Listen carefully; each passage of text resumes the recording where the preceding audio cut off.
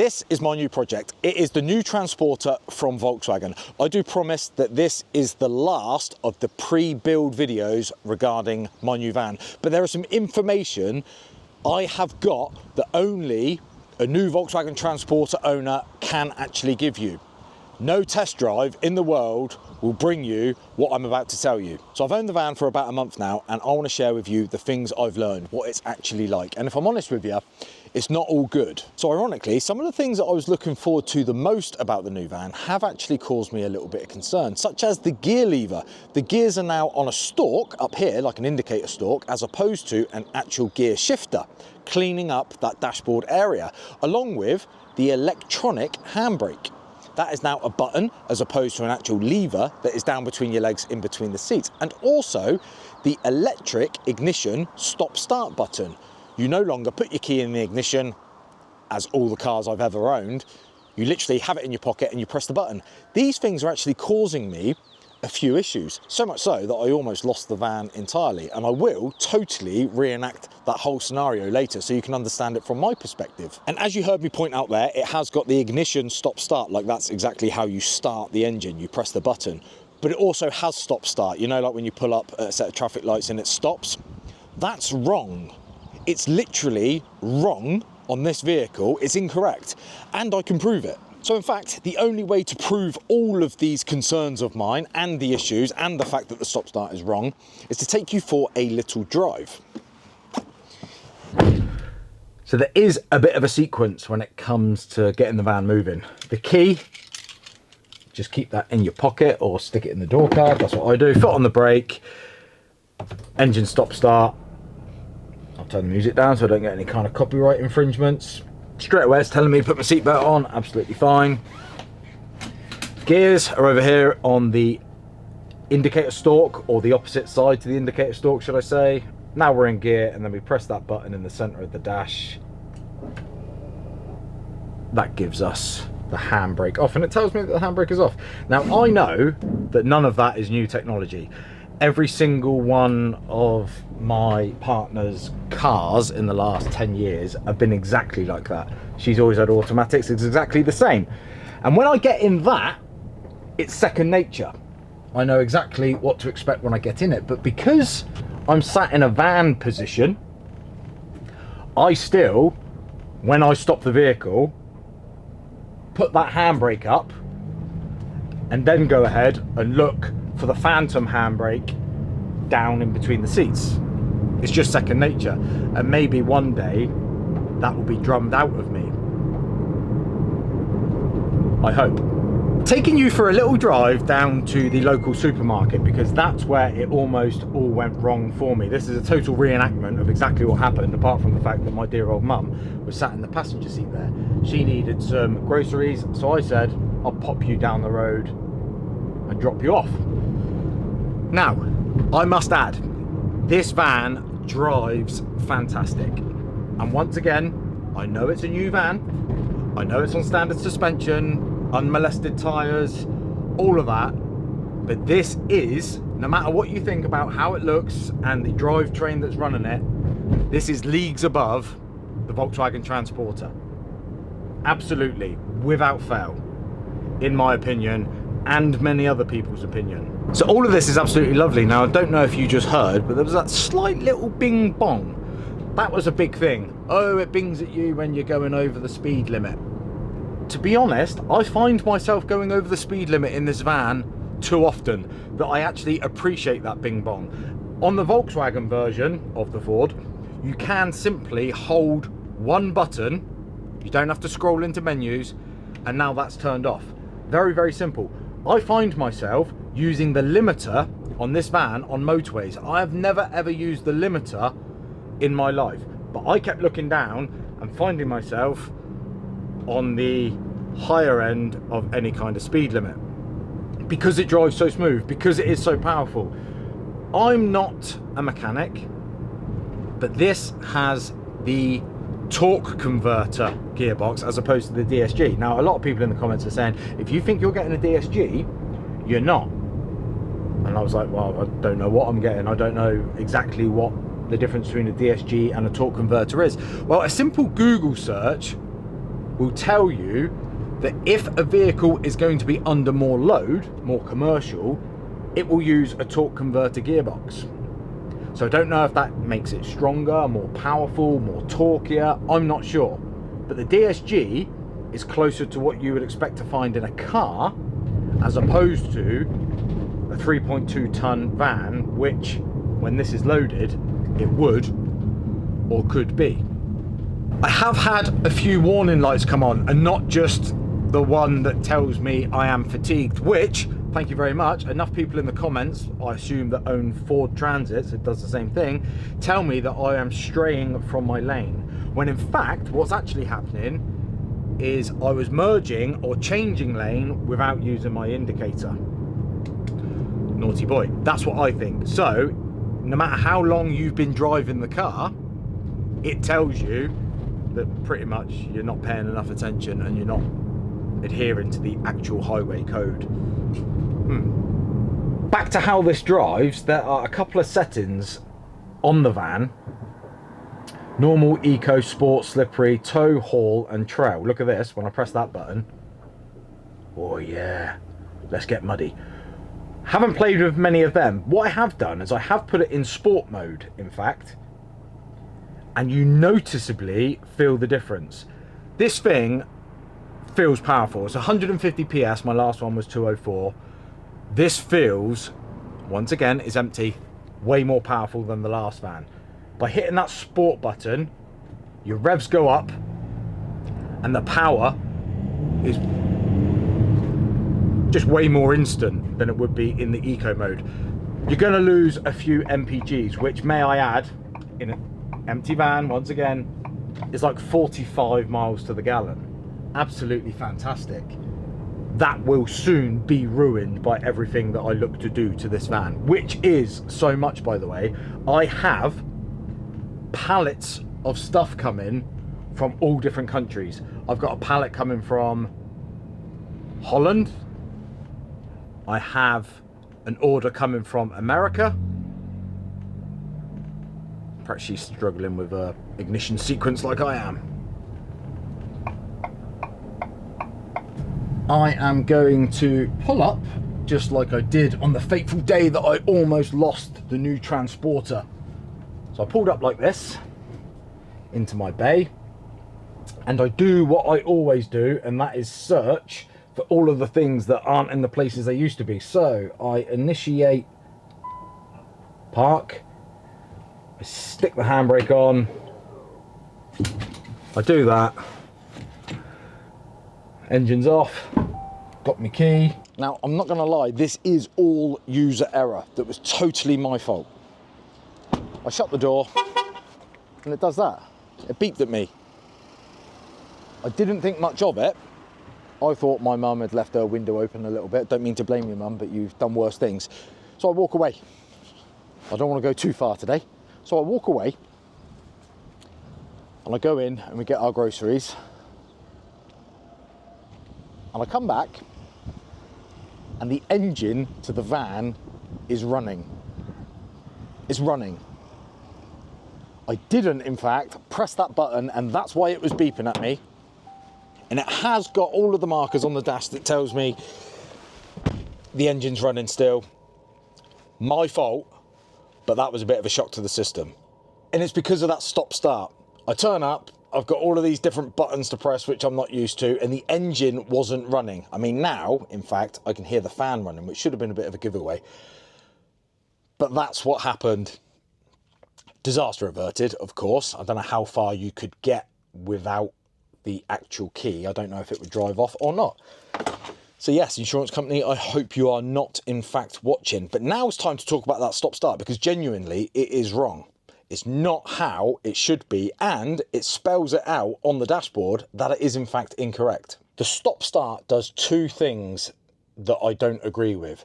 And the first one is, totally unlike the previous Volkswagen Transporter, if we're saying that this is in fact a Volkswagen Transporter, you turn up at a set of lights, your foot is on the brake, and the engine cuts out. That's how it saves fuel and the planet. That's what the stop start does. In the previous models, when you release your foot off of the brake, the engine would start. It would preempt that you're about to put your foot on the accelerator. I liked that because what I would do is at a set of traffic lights, when I started to see the traffic moving, I would release my foot off the brake just a bit and put it back on. The engine would start and I'd be primed, ready to go. At the lights, the engine would be started because it does take a second for the engine to kind of kick in. This doesn't do that. This waits until you put the faintest of touches on the accelerator. And it just feels weird, and I will get used to it. But check this out. If I go into the settings on here, onto the computer, and I've pressed that button there, which is a picture of the vehicle, and I go on to auto stop start, I quote, helps reduce fuel consumption by automatically turning the engine off when your vehicle stops. Restarts engine when you remove your foot from the brake. Well, let me tell you now, it doesn't. I think I'm still part of the stop start, potentially. My foot is off the brake. The engine is now running. So that is annoying.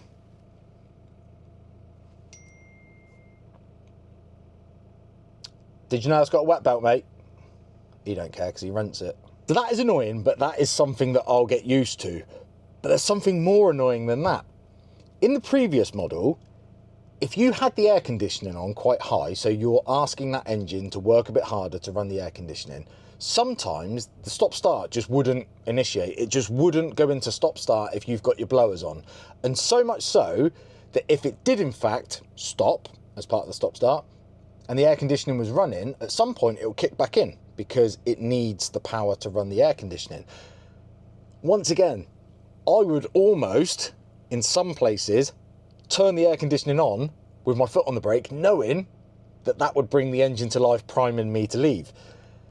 This doesn't do that. I wish it did, but it doesn't. This does something totally opposite to that. Recently, it has been so hot, I mean 30 degrees in the cab. I had the air conditioning cranked up high. I turn up at a set of traffic lights, the engine still cuts out and it turns the air conditioning down. Instead of saying, you want the air conditioning on, let's leave the engine running, it says, let's turn the engine off, but we'll turn the air conditioning down. It's only a couple of seconds, don't get me wrong, but that means every time I was nudging forward, it kept cutting out and the cab instantly got roasting hot. And no matter how many times I tell this on the computer to not do the stop start, it still does. I just can't seem to turn it off. These are all things that I'll get used to, but there it spells it out that it should be different, and it should. I can only imagine that the script on there is from Volkswagen, but the functionality of that stop start coming on when you press the pedal is a Ford thing. Have had a little bit of backlash regarding the cost of the vehicle, and I knew I would, but I think people are sometimes living in the past. My previous Transporter T6, not 6.1, and the 6.1 was out at the time I bought it, 4Motion, in white, Highline, no true added extras, not really, had a tailgate, was automatic, 25,000 miles on the clock. At the time I bought it, it was 4 years old. I paid £36,000 for that, including VAT, and that at the time, believe me, because I did my research, was deemed a bit of a bargain. So this is £10,000 more, because once again, take away the bike carrier, the electric door, and a bit of deposit contribution from Volkswagen, which I didn't fail to mention. The reason I didn't get into that is because basically the deposit contribution came, but then I've got finance and that was kind of bolted back on. So weirdly, the scary finance become less scary. I don't know why they're doing that. They're giving you money to take finance and it's almost ends up like being 0% finance, even though it isn't. But I do know that Ford have got 0% finance, and also the people that are telling me you should have bought a Ford, it's cheaper, I have to reinforce it isn't. When you get the all-wheel drive automatic from Ford, it is in fact more money. We are in sport mode.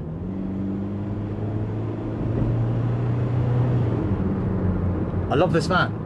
I've also had a couple of warning lights that I'd like to ask any kind of Ford owners or any new Transporter owners that know about it. I was kind of doing the shimmy in a car park, you know, the backwards and forwards, inner space, couldn't get in between. I was kind of Austin Powers in it a little bit, and it came up with electronic brake C service center now or something like that. I did manage to quickly take a picture. I'll put that over the top.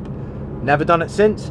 I don't know if it didn't like me shunting it backwards and forwards, but I'd appreciate if anyone's got the answer to that to drop it in the comments. I've also had a message come up saying it's about to do a DPF regen, they call it. Drive now to clean the air filter or something like that. I can only think, even though there was only 600 miles on the clock, I can only think that it was the idle time pre-collection day due to the testing, because on here, a bit like farm equipment, probably shouldn't have said that, it will tell you the runtime of the actual engine. So yes, it has mileage of 734 miles currently, but it gives you the idle time. So if you bought an AA van, for example, the idle time on that is going to be through the roof, because it spends a lot of time at the side of the road with the engine running. So it has already done a bit of a regen. It didn't take long. I was on the motorway anyway, and then a little message popped up and said that the air filter is done, drive normal, potentially, something like that. Some people like to say it, I don't, but nobody likes to hear it, and that is, I told you so. In about 6 months to 12 months from now, one of us, me or you, put in the comments in saying, that's going to fail, you're going to be crying when the wet belt goes. Or, on another level, that looks horrible, should have bought a Ford, you'll never make that a good looking van. One of us, in about 12 months time, gets to say, I told you so. This isn't me being smug, because it could be you. One of those two things could happen. I could build this van and it still might not look like how I picture it. Because I'm not blown away by the initial looks of this van, but I'm not blown away by the initial looks of any of the Transporters. So I took a risk, but I did take a risk. And I feel like I've done the right thing. I'm having fun taking that risk. I'm having fun hearing what you guys say. But 12 months from now, someone gets to say, I told you so. Obviously, I hope it's me. I hope that A, there's no mechanical errors, no problems at all, and I'm just driving into the sunset every single day. And I hope, while doing so, it looks as mega as I think I can create this van. So yeah, we will see. But until then, just keep watching. Keep watching and see how it goes. The plan for this is insane. This van took 6 months to build to get it to me. And I was really annoyed, and I mentioned it in my first video that it took all this time. But if I'm truthful, if I received this van 3 months ago, I wouldn't have known what to do with it, because there are so little items, so few items, should I say, available for this. Quite lucky that TransporterHQ are getting on board and building things on the T7 Ford Custom platform. But you Ford guys, where were you getting your stuff from? I can't find anything, and perhaps it's because even the Ford version is only a year old. Hopefully Ford people are tuning in, because a lot of the parts I fit to this will be available for the Ford on a combined kind of level. Once again, time will tell, and just stick by it. And every time I bolt something on, you can be objective, but don't call me an idiot because I've bought something. Perhaps keep that to yourself. I wouldn't dream of going out of my way to message someone and tell them that they're an idiot for buying something, or to tell them that the thing they've bought is horrible. I don't want to surround myself with yes men. That's not what I'm about, and I don't suffer fools and stuff like that, and everyone can have their opinion, and I don't love everything. But I won't walk around a show, for example, or you wouldn't walk around a show, for example, see something and say, that's horrible, mate. What have you done to that? I wouldn't dream of doing that to my van. My van is so much better. People send me examples of their van all of the time. Never, even if it's not my cup of tea, never would I dream of saying, that's not very good. Never. But that's what you get. And I open myself up to that, and that's absolutely fine. But don't be surprised if your friction is received with friction. Thank you once again for watching. Do consider subscribing. The build will be starting in the next video. I've just about managed to create 5 items for the start of this build, because it's not easy. The stuff just isn't out there. That's why it's coming from overseas. Thanks once again. Bye-bye.